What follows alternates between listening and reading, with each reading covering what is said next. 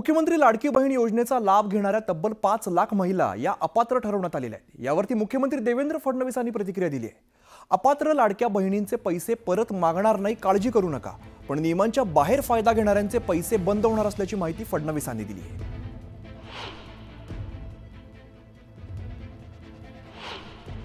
कुठलाही नवीन निकष नाही। योजना घोषित केली त्यावेळेस जे निकष होते त्या निकषांपेक्षा वेगळं ज्यांनी अर्ज केला त्यांच्यावरच ही कारवाई होते आहे। मला आनंद आहे की आमच्या काही लाडक्या बहिणींनी स्वतः निर्णय केला की आम्ही निकषाबाहेर गेलो आहोत आणि त्यामुळे आम्ही हे या ठिकाणी सोडतो।